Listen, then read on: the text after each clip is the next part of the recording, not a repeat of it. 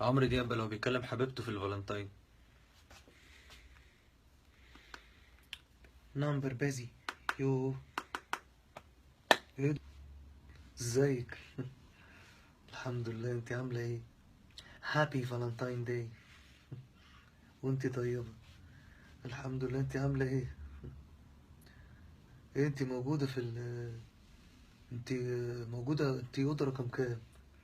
يخرب بيت اباحتك. بس يخرب بيت هتفضحينا، هتودينا في داهيه، انت ولا مجنونه؟ طب استني، فاكرة زمان لما كنا بنروح كنتاكي نادي الغابة، وكنت بتحب انت تاخدي دينر بوكس سبايسي، وانا كنت باخد الاوريجينال العادية؟ كنت تحب السبايسي وانا كنت باخد اوريجينال. بس بقى يخرب بيت القرف ده. طيب يا بطني ايه بتلوك اهي. طيب يلا، يلا انا شوية وهكون عندك. بحبك. يلا، سلام. متبقي منك يخرب بيتك. تامر حسني بقى لو بيكلم صاحبته في الفالنتاين.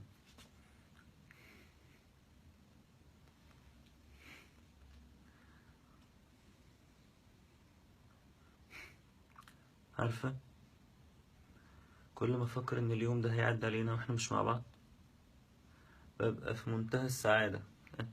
اه والله. تقدري تقولي بقى كده ان انا ارتبطت. لا انت كمان ارتبطتي. لا والله ارتبطتي عادي كده بقى. يا بنت الكلب يا محروق. لا والله. حافية طول عمري. لا ولا حاجة، مفيش حاجة. طيب فاكرة زمان بقى؟ فاكرة ولا نسيتي؟ ها؟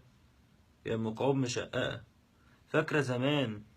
ها بضوافرك الصناعية دي؟ ايوه استني بس، ما انا اصلي هفصلك دلوقتي. هفصلك اتقالي عليا.